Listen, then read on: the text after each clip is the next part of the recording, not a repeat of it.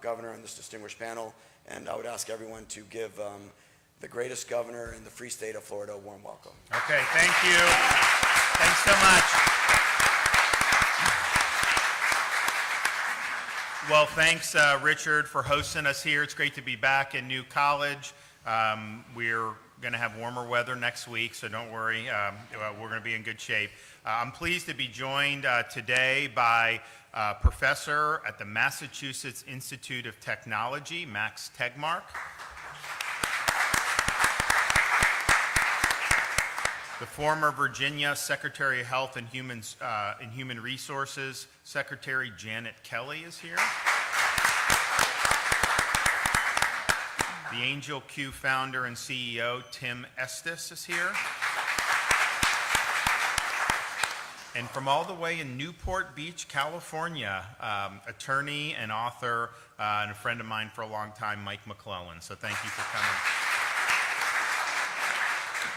So I'm going to make some opening comments. I'll run down the list and let them make their opening comments, and then we'll have a discussion. But this idea of artificial intelligence, I mean, honestly, we've been talking about this now for probably the last year, 9 months in earnest, given what's been going on in society and the economy. And I remember when I would do it then, I get a lot of blank stares.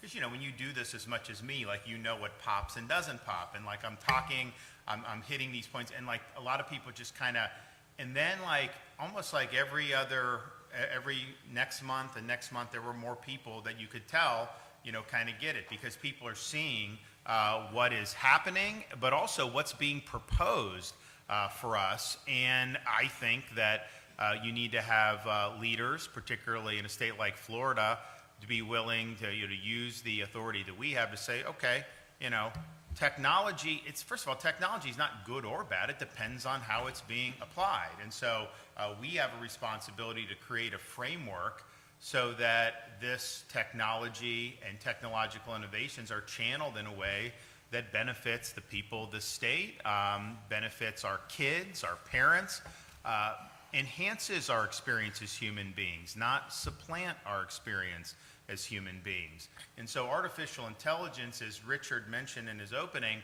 it's kind of unique in the sense that it's being proposed and purported to be not just something that could kind of take us to the next level, but there's some people who are big advocates of that who almost relish in the fact that they think this can just displace human beings.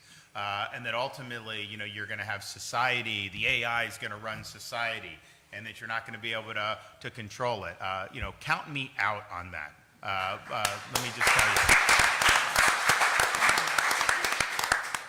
you. This is the 250th anniversary of the founding of the United States of America, and our Declaration of Independence says, we're endowed by our Creator with certain inalienable rights, and that we, as free people, create a government in order to protect those rights, but the individual human being is at the center of what we're doing. And so as you see technologies, is that channeled in a way that's improving things for us? Some people say AI can cure cancer. Great.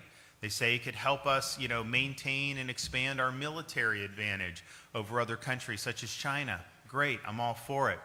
But AI is also being used to produce chat bots that will sexually groom minors online.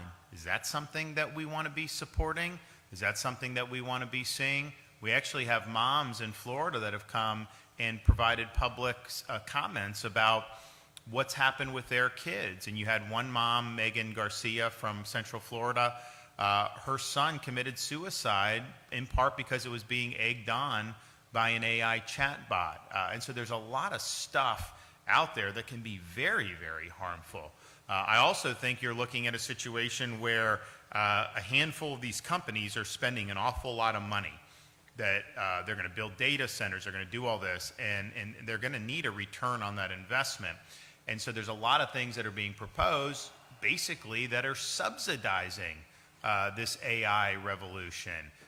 Data centers, having a preemption of state laws proposed, tax abatements, all these different things. And I think that is something we should say, well, wait a minute, what are we subsidizing? if AI is going to lead to the loss of a lot of jobs, why would we want to subsidize that? I mean, technologies as they come, it can be disruptive, but I don't know that you want your thumb on the scale if that's going to end up, causing economic harm to people. The data center issue is very interesting because, we were talking about that 9 months ago. I don't think a lot of people even knew what these were. Now people are starting to understand these hyperscale data centers use as much power just to power the data centers as a city of 500,000 people. And it doesn't produce jobs because it takes like 10 people to run a data center, and these tech companies are usually just bringing in foreign workers on H-1B to do it, and so it's not even like they're hiring from your community. So, so that's, now, maybe that's something that you just need to do because the society needs it, the economy.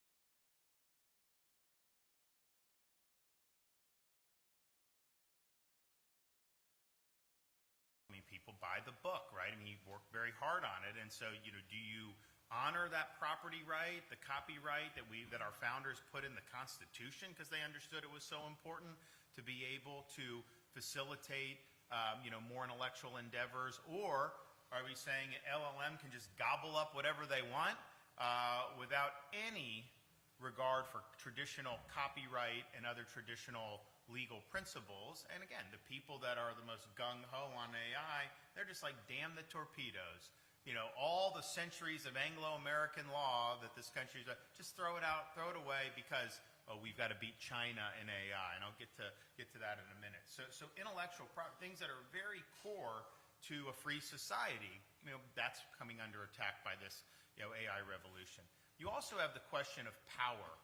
So yes, they want businesses to use AI for more efficiency. I think that's going to mean, some of them brag that it's going to mean less jobs for Americans. And so that's part of what they're doing. There's also the issue of the harm to children and things like that, which are very, very significant.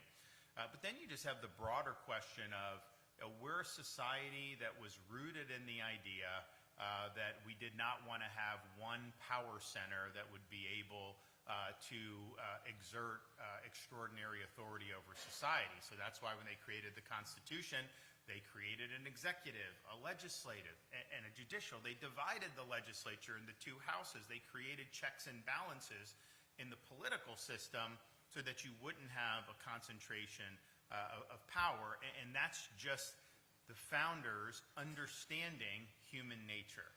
And Madison said in the Federalist that if men were angels, no government would be necessary. If you had benevolent rulers, if angels were to govern men, then you wouldn't need internal checks on government. But that is not the world we live in. Human nature is not going to change. It is what it is. And so they created a system to account for the defects in human nature. And so big tech companies and AI, those are not part of the government, obviously. But if you look at what they're going to be able to do, they're going to exert power that is more significant than probably any monarch has exerted, in the history of the world. Because as these LLM, large language model, learned language models, all these things, as those get embedded into society, who controls the data that goes into that is going to have an enormous amount of power to shape the country and to shape the world. And I think even the most gung-ho proponent of AI would acknowledge that ultimately, if you put garbage in, you will get garbage out. And so human nature being what it is, you have a handful of companies jockeying to control all the data in the world. They are going to use that to pursue an agenda. If they didn't, then it would be the first time in all of human history. So there's a lot of perils with that. because as AI becomes more pervasive, and people will go. Like if someone's, let Grok determine whether it's true or not. Well, I got news for you. These are flawed models. Like, they're not the arbiter of truth. They're crunching data that they may have at their disposal, and they don't always do that accurately either. And so you're going to have real serious peril about who controls. You remember during COVID, YouTube they were censoring us in Florida. Why? Because we said early on there was no scientific basis to muzzle a 6-year-old all day in school with a forced mask. We were right about that. Honestly, there had never been any science that said that was something that was healthy for kids. And yet, it became religion to do. Yeah. It became religion to do. And so the fact that, I literally would have a panel like this. #1 infectious disease doctor from Oxford, Stanford, Harvard, all these people who prior to COVID everyone would have said is very eminent. But because they were fighting the prevailing narrative, they were being censored and these videos were being scrubbed. And so, that was because these companies had a lot of power. If you tried to post on Facebook, in like April of 2020 saying, locking down business, that's not the way to go, they would take it down. And so I think what we saw, the abuses there, that's only scratching the surface, some of the abuses you're going to see going forward. So it really is bringing to a point that would be contrary to, I think, how our founders understood how power should operate in society. And the final thing I'll just say before I kick it over for opening comments for other panelists, you'll hear that that states should not be able to touch this, right? So the proposal that was last year in Congress, they wanted 10 years, states were not allowed to do anything involving artificial intelligence. No protecting the kids from the predatory chatbots, no protecting your intellectual property, no protecting you against data center intrusion in your communities, none of that. They wanted 10 years where you had no voice. And some people say, well, technology, it should be one rule. We can't have 50 rules. You need one rule. The problem is they weren't proposing a federal rule. They didn't have a federal scheme that they were trying to implement that would protect the things that I mentioned. Their policy was to kneecap the states and let big tech write the rules. That's what they tried to do. Now, it didn't work. Once people got onto that, there was a backlash. I think part of it, they wanted to hotline data centers all around the country without local zoning, without state, and basically you would have been at the mercy of that, and that would have been a big, big problem. So that was what was proposed to try to do it. That's a massive subsidy. No industry has ever received such a subsidy as what was being proposed with that 10-year AI amnesty. Never, never, never. Now, I think people have realized that is very, very unpopular. President Trump even Truth Socialed, saying that data centers have to pay for themselves, that you should not allow customers to have to do any of the costs, which we welcome that. And then even the president's executive order where he was saying like there should be one rule, basically acknowledge everything I've just said, they acknowledge is legitimate for states to be doing. And so we're winning the argument on this. It's very, very important. But they propose that AI amnesty, and they say, because why would you do this? Like, what we have industries all the time. Yeah, California is going to do dumb things. But why would you take away Florida's rights just because California does dumb things?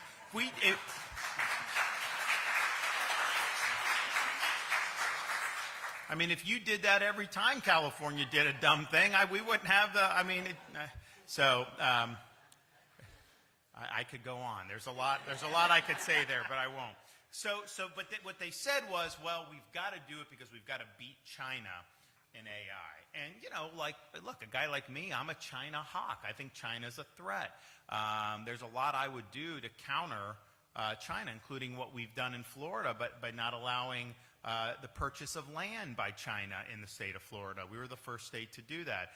No Chinese support for our education in terms of donations that they use to get into our higher education. So we've done a lot in Florida to counter that. I'm very strong militarily about that. So that superficially appeals to me, right? The problem with it is it's just kind of like a COVID slogan like that they would use. Because think about it. You've got the biggest chip maker in the world, one of the biggest companies in the world, NVIDIA. Do they want to beat China or do they want to sell to China? They'll make more money selling to China. And it's not that they're good or bad. They have a fiduciary duty to their shareholders to maximize value. And so if you have a massive market, then they produce something that they can sell. They want to sell it. You have companies like Apple that rely on Chinese supply chains to be able to produce their products. You got companies like Meta. How do they make? They make money selling advertising. Do you want Chinese users on your? Of course they do, because they're going to be able to make a lot more money. So the idea that like the way to beat China is to immunize the companies in our country that have been most solicitous of China is not something that I think most people are going to find credible upon close inspection. And look, are we going to beat China in military or medical? Fine, well then launch a Manhattan Project for our military to be able to do. But what the hell does that have to do with sexually suggestive chatbots? What does that have to do with like taking a scene from On the Waterfront and putting your friend's head on Marlon Brando's body and saying, oh, isn't that fun? I mean, like, yeah, I laugh at it. I don't want to pay higher energy bills to be able to do that. What about doing some of the, some of these songs? And so my kids, my wife, will like, oh, write a song about, our kids, putting their name, and so they'll write lyrics, right? And then there's another app, you can have them play a song, and these people. And I'm very proud that all three of my kids and me, the minute AI songs are played, immediately they're like, stop it, we don't like it. Because, you just, at the end of the day, I think what some of the people think with this, what a cheap existence we will have if we're going to try to say that we're going to use AI to replace like a majestic cinematic performance by one of our great actors, that we're going to somehow, have AI, perform music better than like Elvis could do it. No, first of all, that's not credible. But if we try to go down that road, we're going to be much poorer for it as a culture and as a society. So I think there's a whole host of issues, and obviously, we believe. We've proposed a Bill of Rights for Floridians vis-a-vis AI. There's a lot of different things. Some of the folks up here, these guys have really thought long and hard about this, and they're coming at it from a very prudent perspective. And the notion that somehow it should just be tech companies do what they want, that's a very radical proposal, very radical idea.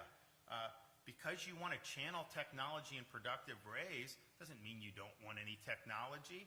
Although I'm glad I grew up in the 80s and 90s without social media. I can tell you, I don't know that that's been good for kids, and there's a whole bunch of issues, but you got to channel it in ways that are beneficial. So that's kind of why we're here, to be able to discuss the really, really serious potential harms from AI and what we can do to make sure this is channeled in a productive way that reinforces our values and protects our children and our families. And so I'm going to go down the line. I'm going to let them make opening comments, and then I'll probably have some questions. So, Professor, why don't you kick us off? Thank you so much. Thank you so much both for having me here and for your leadership on these very important issues. A little bit too tall for this mic, but so my name is Max Tegmark. I'm a professor who's been doing AI research at MIT for many, many years. And I'm so grateful again for your leadership on these issues. I've been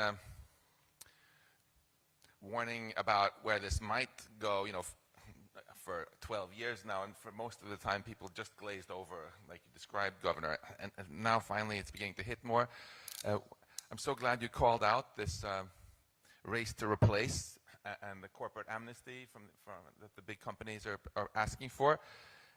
You don't have to trust any of us on the panel. You can just go watch Elon Musk on a stage in December saying, candidly, it's going to be the AI in charge, not the humans.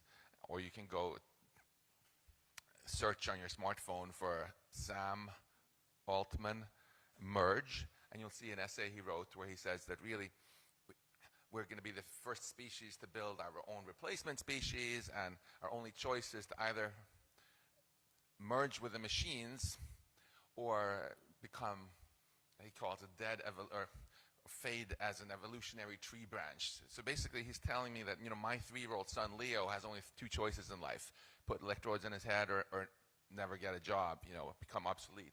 And that makes me very angry. I happen to be a little bit of a sucker for democracy. I think that this is not the sort of thing that some unelected tech bro in San Francisco should be able to make, for all of us. And I want to end on a positive note here about how easy it is to fix as well, because the root cause of all of it is really this corporate amnesty that we heard about here. And therein lies also the solution. Just start treating these AI companies like we would treat any other company in Florida. If I open a sandwich shop here in Sarasota, and the health inspector comes and says, "Hey, Max, sorry, I found 27 rats in your kitchen. You ain't selling any sandwiches." And I'm like, "Actually, I'm not going to sell any sandwiches at all. Don't worry. I'm just going to release a chatbot for an AI girlfriend for 11-year-olds, and maybe also I'll release super intelligence that I have no idea whether it can control, the kind of thing maybe you can merge with or whatever." The government would have to then say, "Okay, fine, you can do that because that's completely legal." I mean, how insane is that?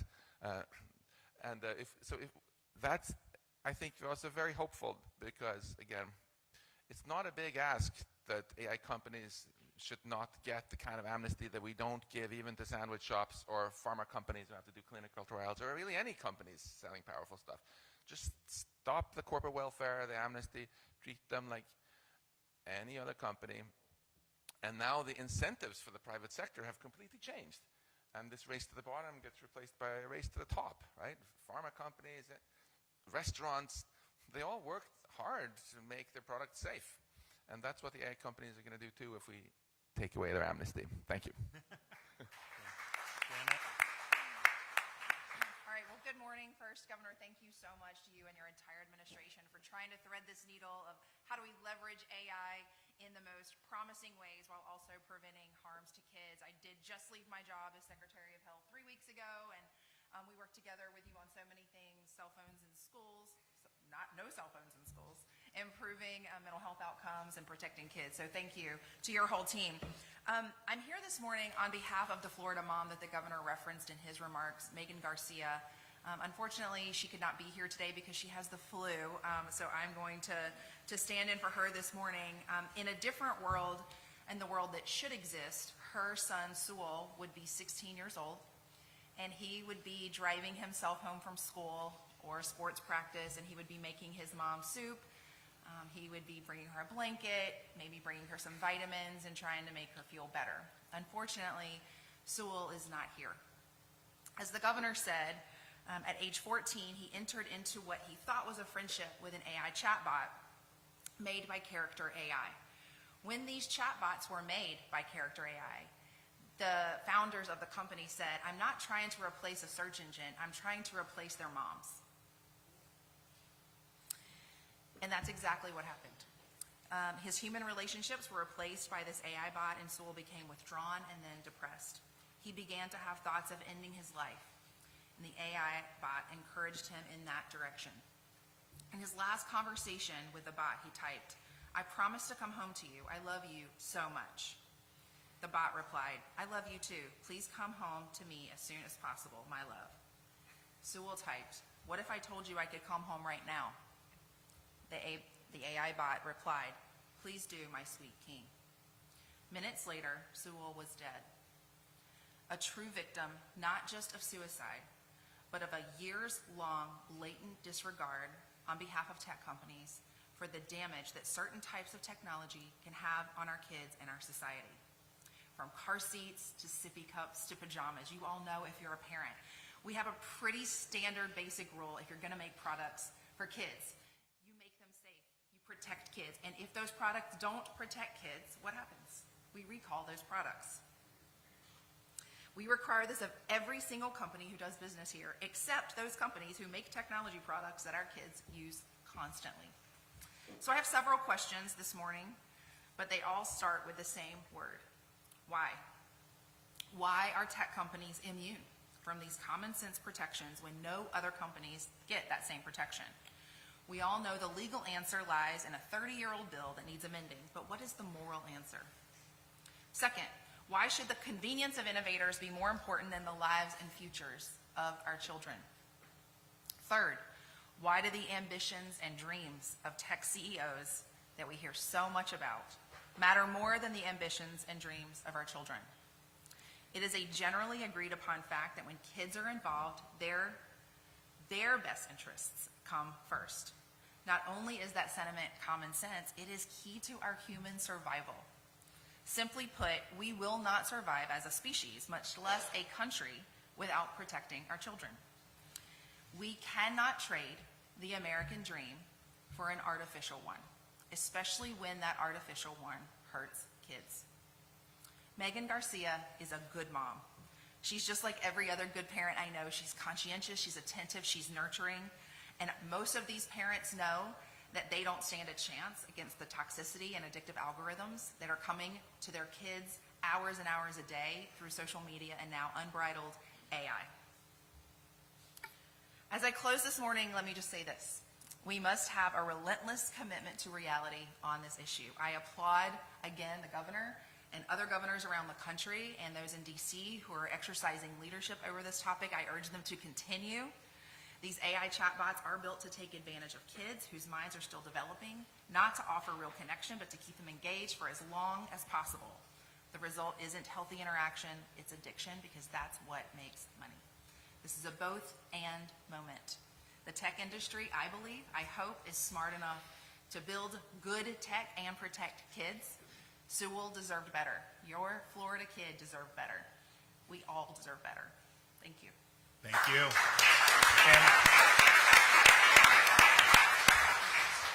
Yeah, thank you, Governor. I also want to thank you for your leadership on this issue. It is an issue that I believe its time is here, and it will move very fast. And I particularly want to call out the bravery in putting Megan forward just a couple of months ago so that the whole world could hear that story and understand what this technology can do to human beings if we do not take the right measures to do it for good instead of for profit only.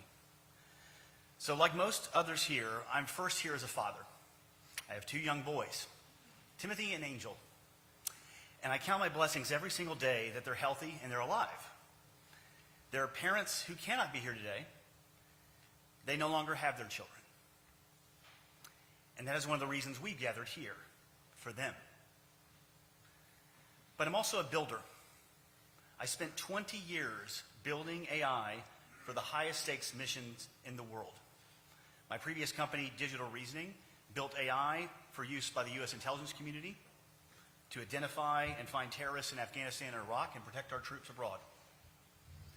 We also built systems that after the financial crisis were deployed to find and root out the bad guys inside our banks, the ones trading on inside information, the ones that were colluding to fix prices and to take advantage of their customers. And finally, in an effort that we were most proud of, we partnered with a nonprofit called Thorn that is one of the leading organizations combating child sexual exploitation online in the world.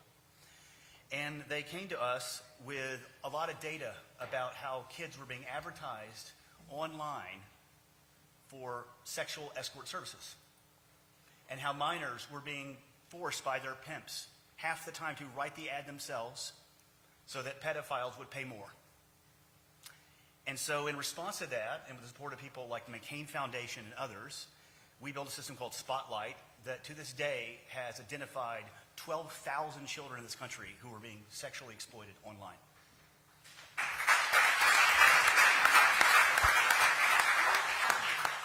So I come here not as an alarmist, but as a builder, as someone that knows AI can be used for amazing good if it's harnessed and put to the right missions. I now am working in building a company that's going to try to use AI to protect our children online, to put an AI between every child on the internet that actually serves the parents. So In that journey, I've realized that there's no company that can fix this problem. Only we and the leaders who stand up for us, like Governor DeSantis, can fix this problem.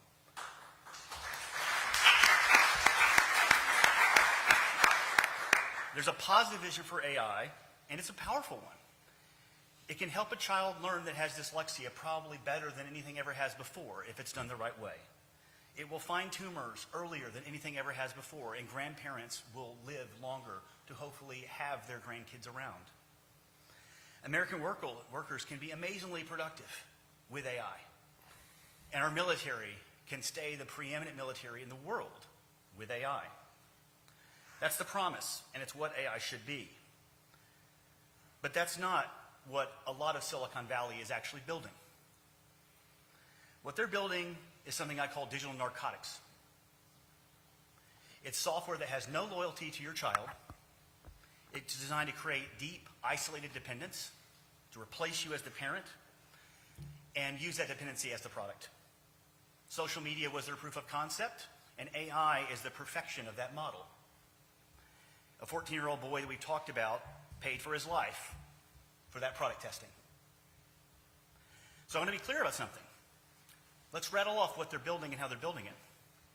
No property rights. No rights for children. Surveillance and control. These are not American values in AI. These are Chinese Communist Party values being churned out by American companies for profit at the expense of our country. This is un-American AI. It is coming from Silicon Valley, not Beijing. We need a distinctly American form of AI, an AI that is trustworthy, truth-seeking, loyal to humans, and supportive of human freedom. Pro-human AI that supports democracy, property rights, and above all, human dignity. And here's the thing China cannot match. That AI I just described would have their own people revolt against them. They can't compete with us if they have to compete on values. And right now, we are putting down our greatest advantage, our values, in service of cheap, quick profits. So in closing, I think we can't beat China by being a more ruthless version of China in business. I think we'll lead the world through our values, but we have to first live up to our values. And I'll quote one of my champions, I'm sure one of Governor DeSantis, Ronald Reagan called that type of decision a time for choosing. And this is our choice now. Thank you.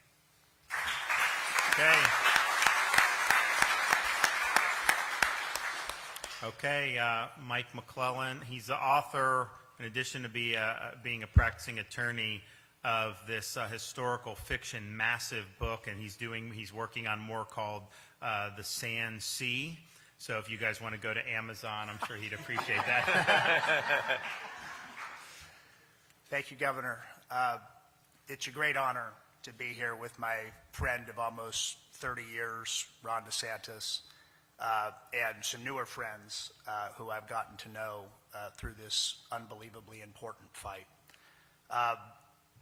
I am one of the thousands of authors whose millions of works have been taken without permission and without compensation by some of the largest technology companies in the world to train their robots to create imitation content. My first book took me about 10 years to write. And this is happening, it's happening all over the world, it's happening all over the country. I have represented a publisher in federal court against one of the largest technology companies in the world, and they took decades of their work. And a lot of these technology companies, rather than licensing works, rather than buying works, decided to go to the most notorious Russian piracy site called LibGen and just download millions of books because that would be easier, because that would be faster. And it's one of the largest intellectual property thefts in human history. But the truth is that this issue is way bigger than IP theft. I'm here first and foremost as a father of a 13-year-old and of a 10-year-old. In the 250th anniversary of the founding of this country, I don't know that our values of self-government have ever been more under assault. If we are of the opinion that the founding fathers were not morons, and I'm firmly in that camp, I don't think they were morons, and if we think that the Federalist Papers were an enduring observation on human nature that stands across time, that power, for it not to be tyrannical, must be checked and balanced, then we know that this fight is essential.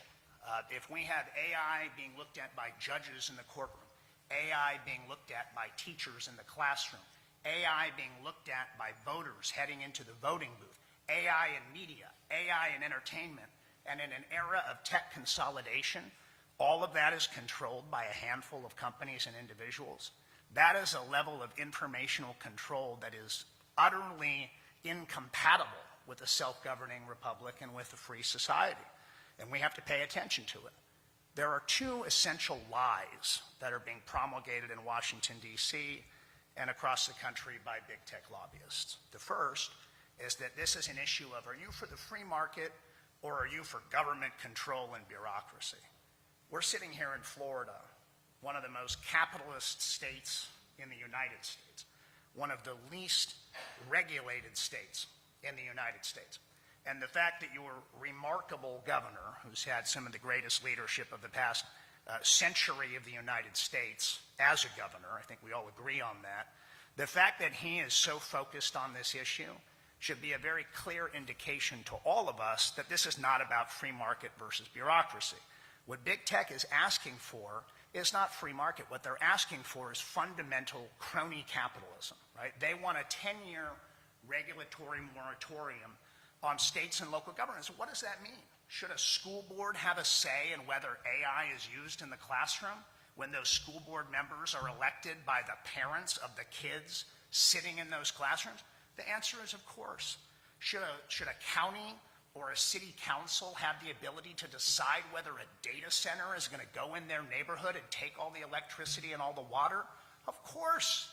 But they want a federal proposal that would ban the ability of states and localities to carry out those basic protections for their citizens. Many of these companies want energy subsidies. Many of them want government backstops on their debt. They want to change intellectual property rules. This isn't free market. That is using power to get government power to help you. And I think that's a really important thing. Now, when that lie is revealed, their fallback position is, no, no, no. This is like the Manhattan Project. Well, as the governor said, the Manhattan Project was a government program for the benefit of the American people. That's not what this is. This is they want to socialize the risks and privatize the gains. And so they say, well, if we don't give a blank check to big tech, then we're not going to be able to beat China. And I think it's really important to look at what does that really mean. If you look at a company like NVIDIA, which does make the GPUs that underlie essentially all of these frontier LLMs, those very chips we have allowed at the government level out of Washington, we've allowed those chips to be sold to the Chinese. And we've allowed Taiwan Semiconductors, which is the manufacturing company that makes these chips, to move equipment to mainland China. So it sort of defies reason when you say that the purpose of trying to bar Florida from protecting kids from sexual chatbots is we have to beat China, but let's sell the hardware to them. And most American companies that are manufacturing things are wildly dependent on the Chinese supply chain. And the last thing I'll say is, as the governor already alluded to, companies like Meta and Google derive the overwhelming majority of their revenue from advertising. Meta's like north of 90%, Google's north of 80%. What does that mean? What it means is that they make money when people look at screens, when they take the data from those people and sell it to advertisers. So the idea that somehow Meta's advertising business is essential for national security, it's risible, it's ridiculous, right? It's not true. And so I think if we're going to have reasonable policy on AI, we need to stop lying. Thank you. Great. Well, those are all excellent comments. I appreciate just to kind of like, you know, I think just practically what we're dealing with here is, so you have a handful of these companies, and they're all just racing to spend as much money as they can to try to, beat the others in AI, data centers. There's massive amounts of money being loaned from one company to another, and this and that, and all these other things. And so the reality is they've not yet figured out a way to monetize sufficient to justify, the capital expenditures that they're undertaking. But they basically, we just have to do this, right? And so I think and so first of all, then how do they monetize it? Well, monetizing it in a good way would be like, oh, well, the Defense Department needs this to do that, so you're going to get a contract there. The businesses are going to want to sign up because they can do so much good here, medical, all this stuff. But the reality is, and maybe some of that they'll make money off of, but most of what they're going to probably have to do is this consumer-facing AI to do things like Mike said, to sell advertising, right? And that's more of like a race to the bottom because it's the slop. It's the stuff that's really mindless to just try to suck people in. It's going after children.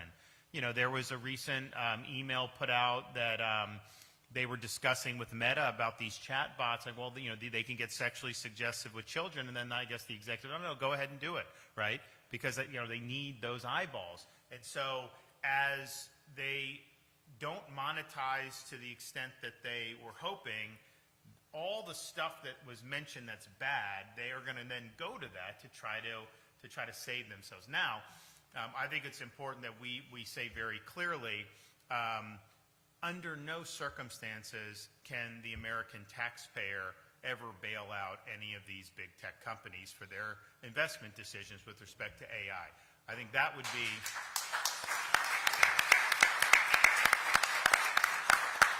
You've heard some companies talk about needing a federal backstop, this, that.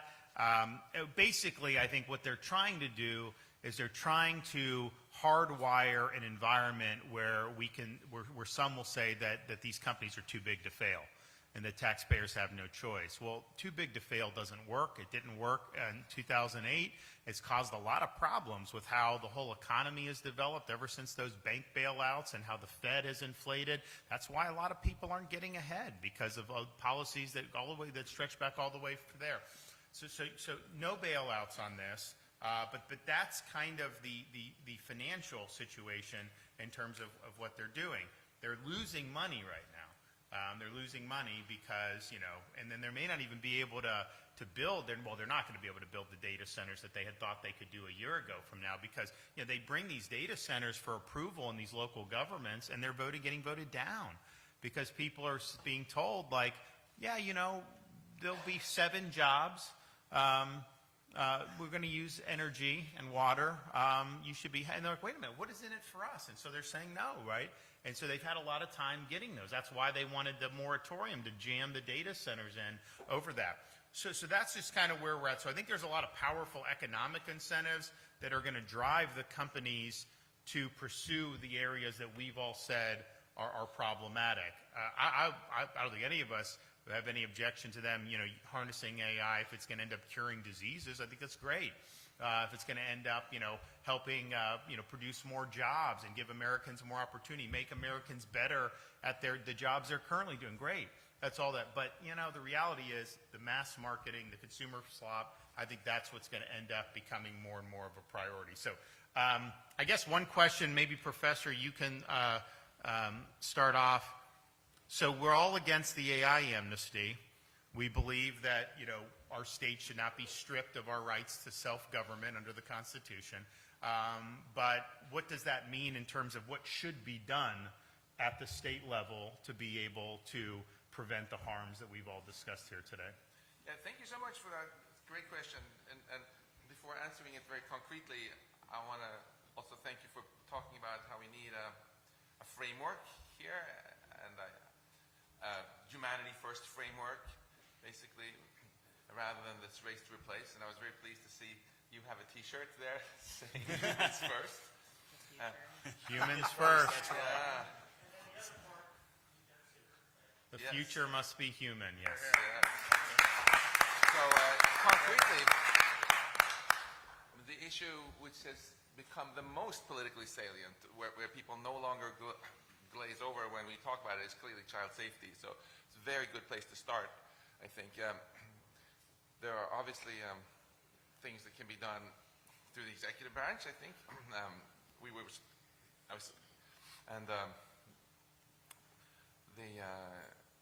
And I was very encouraged to hear you say earlier this morning that you'll do anything you can that helps in this way through the executive branch. Second, if you look at AI chatbots, etc., the way to tackle it concretely is exactly the same way we deal with other products for kids already. So, pharma companies actually work on curing cancer before they can release things. Very well that they do some pre-deployment testing. They actually do a little clinical trial and see, do the benefits outweigh the harms of this thing. We should And actually. it's voluntary. It's voluntary. The testing is voluntary. You have to opt into it, right? You can't force the children to be in a clinical trial if they don't want to.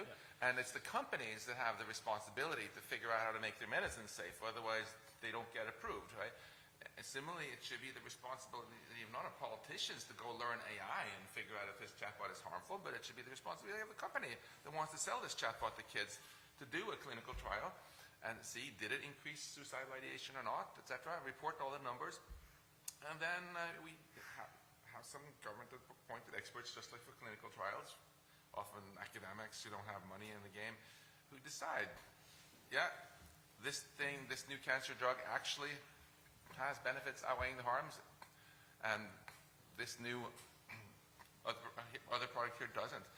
So you can totally cut and paste, basically, the way we have pre-deployment testing for everything from restaurants to pharmaceutical products, and do it to the eye companies. And I think, so that's a very concrete thing that can happen. And I think it doesn't even have to be something slow, like starting with a new federal FDA for AI or anything like that, because it can be put into the existing systems we have already for child protection, product safety, et cetera, et cetera. And What do you think? Well, on the child safety piece, you're sort of picking up on four things, right? You've got our communications, which is free speech, and making sure that the AI, the LLMs aren't woke. You've got the community piece, which is making sure if data centers are going to go in, that your citizens aren't punished. You've got the creator piece, which is making sure that our IP is protected, that if you create something that you deserve to make money for it, there's dignity in that work. And then the kids piece, and certainly the child protection piece, like Max said, is the piece that everyone gets, because we were all kids. I haven't written a book. Maybe one day I will, but everybody's been a kid. A lot of people have kids, and so you know the innocence of that kid. And I'll just say, to the conscientious tech bros out there that might be listening to this, we're rooting for you. We want you to build a good product. I want my kids. We all have phones. We have screens in my house. Not a lot, but we're not living in a cabin in the woods off the grid. We use technology every day, and I want it to protect my kids. I want my kids to use it without being worried. I don't want to have a battle with my kids every single night. Every time I hand them a device, wondering if they're going to get hurt. It's really not that hard to understand. I don't know what your reaction is to that, but. Yeah, no. Tim, go ahead. Yeah, I think that like a bridge to where Max was talking about is we need transparency about how these things are being built, how they plan to make them safe. And that actually, that isn't obviously a need that was 2 or 3 years too late in the chatbot area. But there are new use cases coming online every day.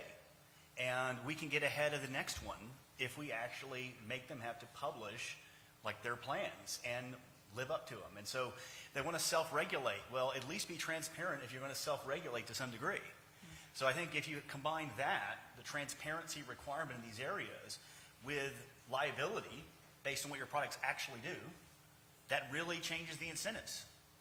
And if you change the incentives without being able to hide behind what's happened, as you watch some of these cases that are in the news these days, every month or so something new is dropped by these courts about the social media companies, and you find out what they knew.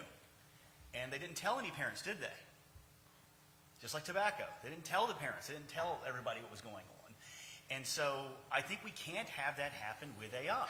So we need to mandate transparency. I believe we need to mandate the right of people to get justice and treat these like products. And if we're going to give certain use cases a bit of a, call it a safe harbor, like maybe really interesting national interest, state interest use cases and industrial use cases, then by all means, set that structure up and make them have to play by certain rules to do it. So if you want limitation of liability, make the AIs loyal to human beings. Make it problematic if you have a disloyal, deceptive AI coaxing someone to do something. Well, if he coaxes you and you don't get harmed by it, fine, you can't sue over it. But all the people it's going to harm, sue them into the ground.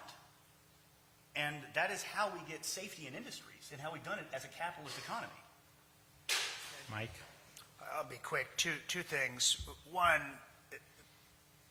we've seen how big tech uses immunity in the past, right? We saw it with CDA Section 230, right, which was done in the 90s and says, look, you can't be sued for stuff you're hosting on your internet platform. And when our local congressman, back in the 90s did that, it was thought to be a very, good thing for the economy, et cetera. But as these companies evolved, look, today, if I say something incredibly false and damaging about anyone in this room, you can sue me. If the New York Times says something terribly false about any one of you in this room, you can sue the New York Times. If a giant technology company algorithmically promotes content that reaches 100 times more people than either of those previous entities, you can't do much of anything. And we know that how that was used during all kinds of the crises that we've had over the past 5 years. So I think that's very instructive. The second thing I'll say is most people don't realize that in the era that we're in, which favors index investing, most people with a 401k don't understand that when they put money into their 401k, that they're putting like 30 cents of every dollar into 5 technology companies. And they're putting 40 cents of every dollar into 9 technology companies. And we all know the names of these companies. But the idea that these companies are going to self-regulate when they have such a compelling need to demonstrate revenue and profitability to justify their valuation every quarter, they're going to stick with what they know. And so a lot of these chatbot companions are going to be a social media substitute that are trying to addict people even more to screens, children even more to screens than currently exists. And so there needs to be checks and balances. What do you, just having looked at this landscape now and really studied it hard, so you obviously have just kind of the profit motive, and we saw that with social media, with how they've done, get people addicted.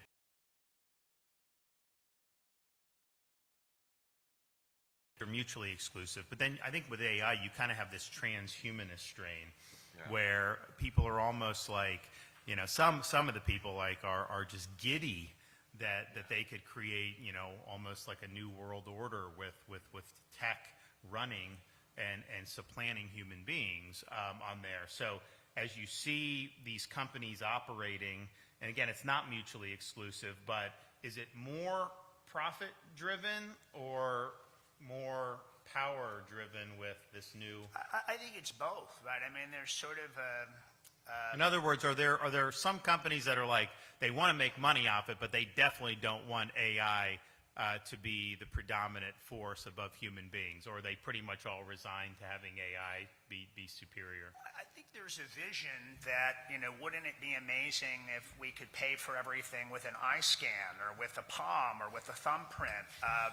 We're all addicted to these devices now. Wouldn't it be amazing if you didn't even need a device, if it was just implanted inside of you? One of the things we did in my hometown is we passed a cash ordinance that every store facing the public up to a certain amount of money must accept cash as a form of payment, right? And why is that great? Well, it's great because cash can't be traced. Cash doesn't require a third-party tech intermediary to allow you to engage in commerce, right? And over the history of our species, the sovereign has always desired to be in the marketplace because it gives total control. And they've never been able to do it in the past. And so preserving those distinctions, I think, is just so critical to liberty. And again, in the 250th anniversary of our country, the founders understood this. They were very, very focused on not allowing power to be consolidated in one place with pure control.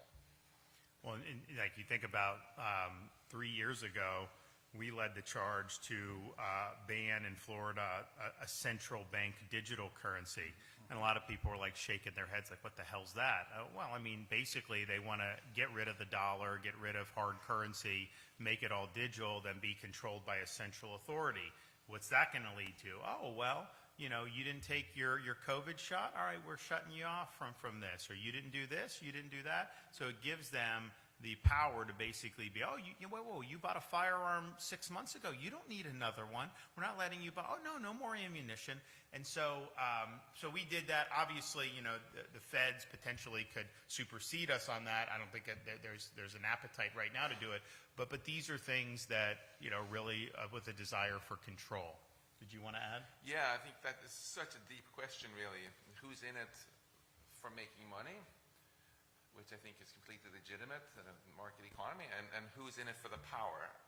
I really think there is a clear division there between companies and individuals. So, there are two basic paths that we can choose between as we go forward with humanity, right?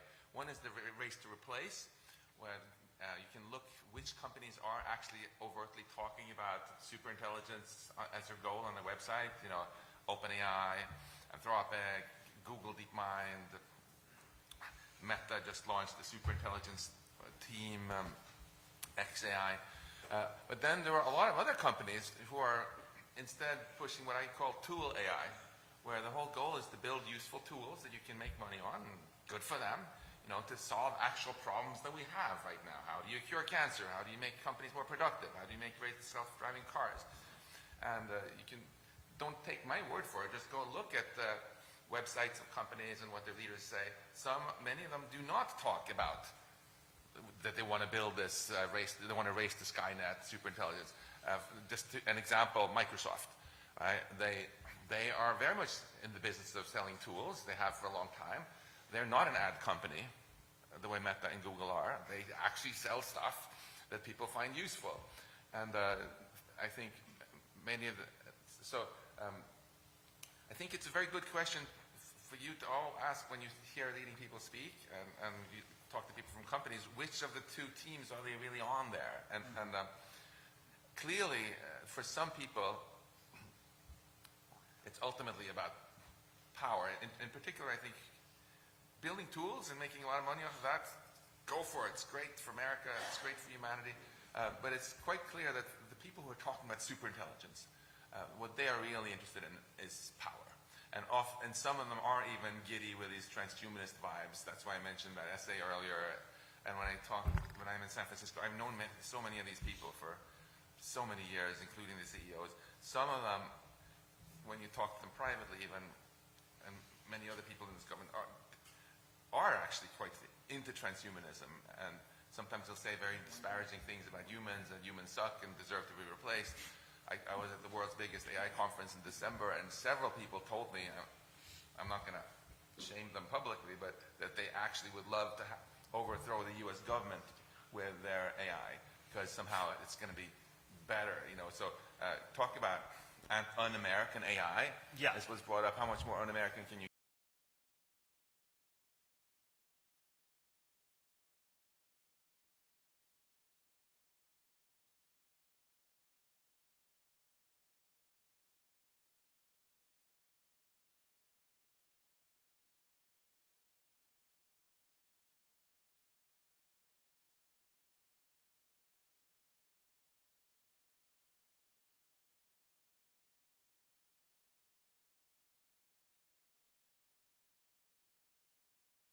I mean, talk about eye-opening. I'm not a tech founder. I'm not a professor. I'm a mom.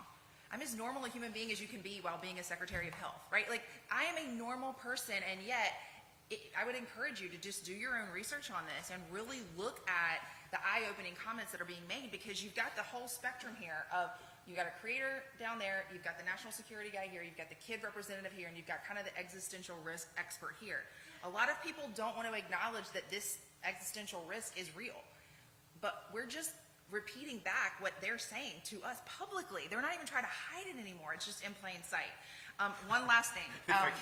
Wait, no, I'm going to have some integrity here, because the 4 C's that I mentioned earlier were from a bill that Senator Blackburn put out. So I want to give her credit for that. And she's been working closely with President Trump, and his executive order also had those 4 C's. So I just want to make sure if I'm going to steal an idea that I give somebody credit. So go ahead, Max. Oh, if you can find the interview that she's referring to, he even says in the same interview, he's asked, do you want the human species to continue? And then he hems and haws, you remember? Yeah.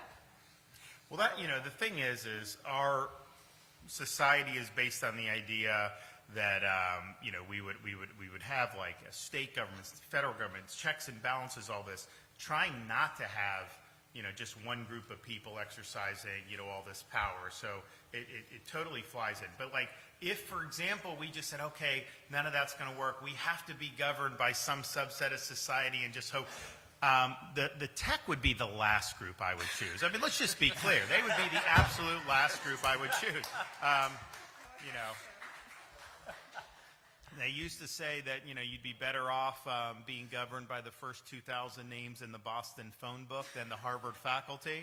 But I kind of feel like, I'd rather be governed by any subset rather than, people that are from Silicon Valley. It's just, they have a different view.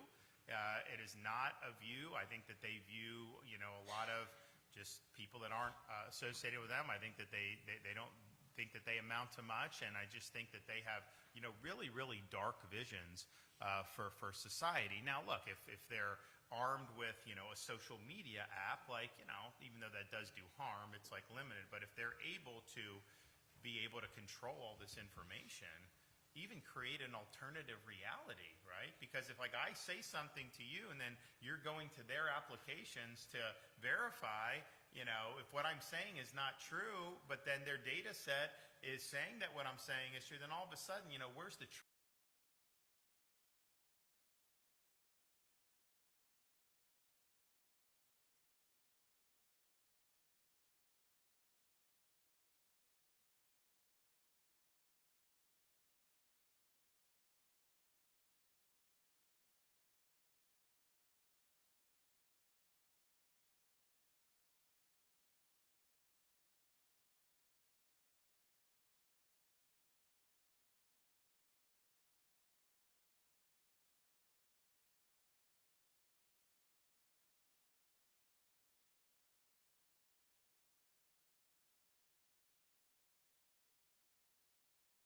Of people on this continent.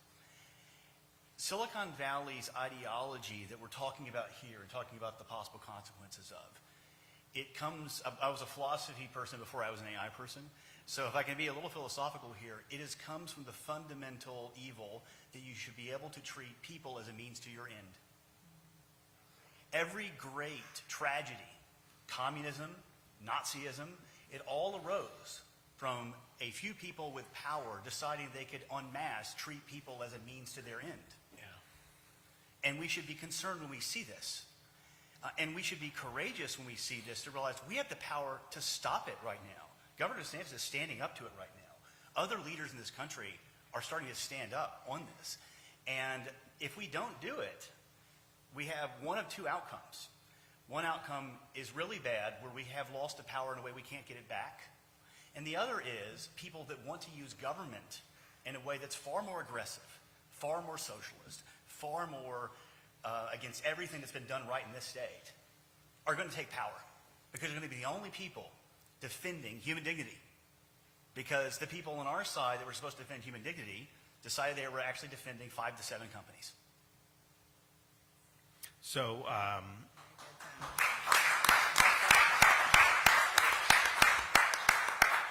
So the policies that we've kind of talked about that are appropriate to be able to prevent this type of downside, there'll be people that will say, well, I agree with you on all that. Yeah, we don't want the kids, but we can't do any of that because that will kill innovation in AI and we won't beat China. So any of the things that have been discussed, would any of those policies, if implemented in like an AI Bill of Rights in the state of Florida, would any of that prevent a tech company from, developing applications that could cure cancer or that could help with military superiority? Absolutely not. It's just a great canard to say otherwise. If anything, by creating liability on applications that are harmful, it will drive capital and investment away from malhuman investment that's going on today to actually productive usages. Like I'm cheering Elon on about churning out Optimuses to do great production and manufacturing in the U.S., and I hope he has 10 of those working for 2 or 3 humans, and we take all the jobs back from China. Okay, I think there's amazing things that can happen. That's a beautiful application. What isn't is all the other ones we've been talking about today. And I think your Bill of Rights proposal and other related efforts that are rising around this country, but also will probably come here first, I believe you can drive investment by getting the market back to being level instead of privileged, as Michael, I think, has pointed out. My kids, they love like cooking shows on like the Food Channel and stuff, like the bake stuff, and they try to bake. My girls do, at least. But so they were watching this one, and it was a guy, a chef, and a robot.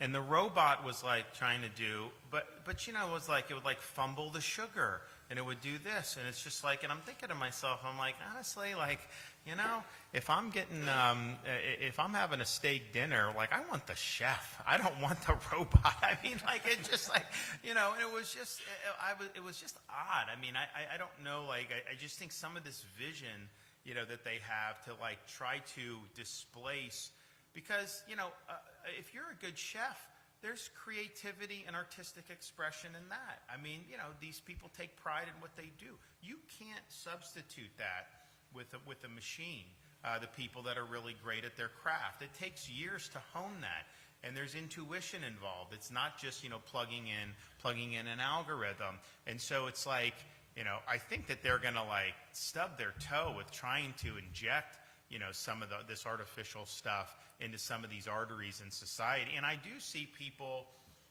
they want something that's authentic. I think like you're going to, I mean, we'll see the Super Bowl, right? People are saying this is going to be the first AI Super Bowl. There's going to be AI ads. Like people watch the ads. Like half the country who watch like the football, the other half like the ads, right? And so they're watching the ads. And they say that there's going to be these fake ads, basically. And it'd be interesting to see what the response is to that. We're going to political campaigns. It's like they're going to be able to do basically fake ads. Like we think there should be a disclaimer on that to say, you know, but at the same time, I think voters are going to reject having AI shoved down their throats on the fake stuff. I do think that people, as more of this becomes, I do think there's just a natural inclination, you know, to double down on truth and on what's real and what's authentic. And those are the experiences that ultimately, you know, are going to be most meaningful. All right, we got any parting shots? Yeah, I just want to add that, look, being in favor of checks and balances is not being against innovation.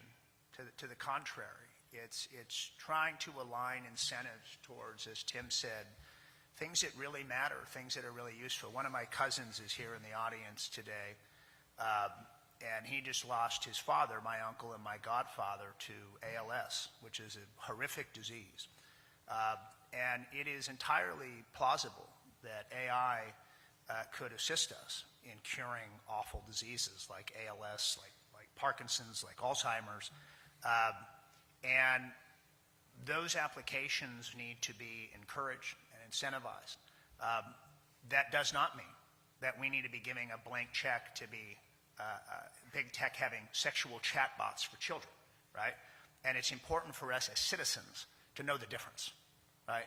And to approach politics and policy knowing the difference. Hear, hear. Okay, anyone else? Parting shot? Okay. I just want to say something about time. You know, the reason that you got so many blank stares when you talked about AI in the past was because things have gone much more quickly than people expected. So it wasn't on people's radar screens until recently. When people started, ever since people started talking about AI in the 1950s until about 4 years ago, AI was chronically overhyped, in my opinion, as a researcher. Things always over-promising, under-delivering, until about 4 years ago. Alan, 6 years ago, basically every researcher I knew predicted that we were decades away from having AI that could master language and knowledge, kind of like ChatGPT 4 or something. And they were all wrong. because it's already happened, and in the 4 years since, we've gone from kind of high school level AI to college level to PhD level to professor level and beyond in some areas. Last year, AI won the gold medal in the International Math Olympiad, which is really, really hardcore nerdy stuff, and that's why AI now suddenly is becoming good enough to be able to manipulate children, for example, which requires a lot of power. So, and if you listen to the CEOs of the tech companies, they think the point of no return when basically AI can do all jobs better than us is, some say 1 or 2 years, some say, oh, no, much longer than that, 5 years. But we're not talking about, we thought we had decades to figure this out, which path we're going to take, the race to replace or the humanity first path. We don't have decades. We have to act now. And that's, in closing, why I'm so grateful that the state that's acting the fastest on this, under your leadership, Governor, is Florida. And I think we can get a real domino effect going here. As Florida blazes the trail, state after state will follow, and pretty quickly the federal government will follow too. Great.